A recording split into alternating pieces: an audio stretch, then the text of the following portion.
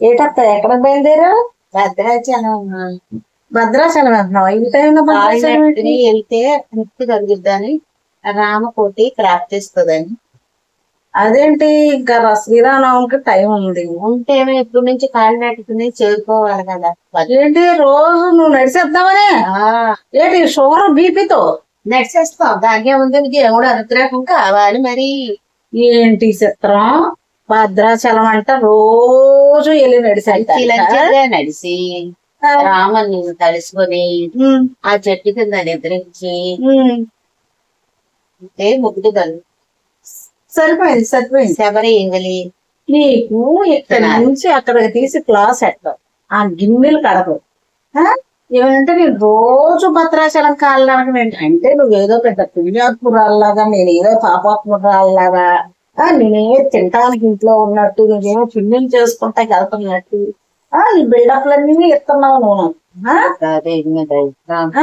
అంటే నాకు భక్తి లేదు, నీకు భక్తి ఉంది.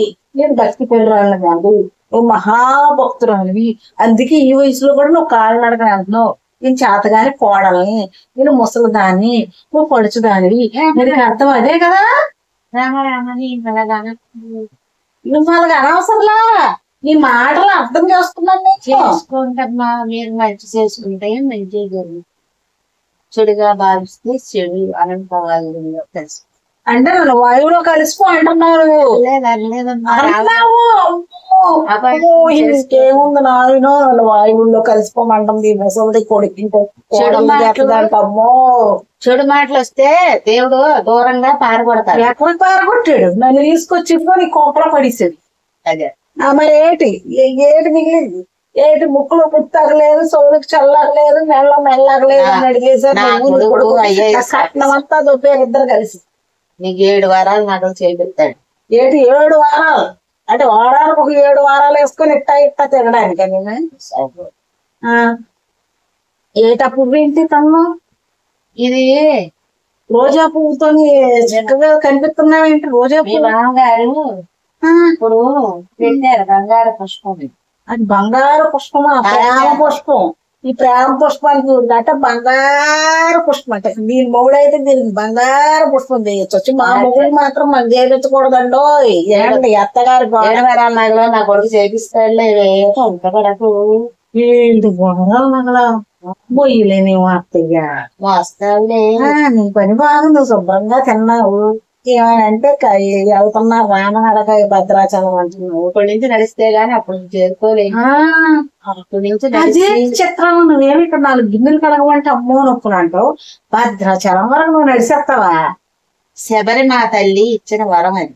అదేంటి గిన్నెలు కడగడానికి శబరి వరమే లేదా నీకు? భద్రాచలం వెళ్ళడానికి వరం. రామచంద్రుని కోసము శబరి వేచి ఉంది అడుగుల్లో, ఎప్పుడు వస్తాడా అని. ఆ రాముని పాదం తగలగానే ఆ శబరిమాత అయినా ప్రసిద్ధ వెండి చేసింది. గొప్ప పని తిన్నా నేనా అని పెట్టింది. అది మోక్షం. నీకు అనుభవం వస్తారా? కొడుకులు కన్నావు. నీకేంటి ఎటు పోతే కోడలేదా పోయేది? ఏమంటే సెపరేట్గా అంటావు, రామ తీర్థం అంటావు. మాట్లాడితే రామ మేమేమనాలి? బామా అనాలా? ఏంటిది? ఇంట్లో పని మానేసి అంట రామతీర్థం కోసం బయలుదేరింది. మళ్ళీ పక్కన ఇంకో చూసారా రోజా పువ్వు ఒకటి పెట్టింది. అలనాడు అలా ఇచ్చిన రోజా పువ్వు పట్టింది మా అత్తకి. పారిచేతం ఇదండి నా అవతారం.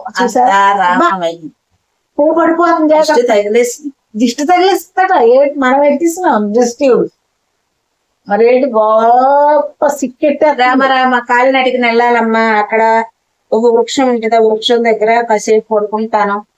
పడుకొని రామకోటి రాసుకుంటానమ్మా.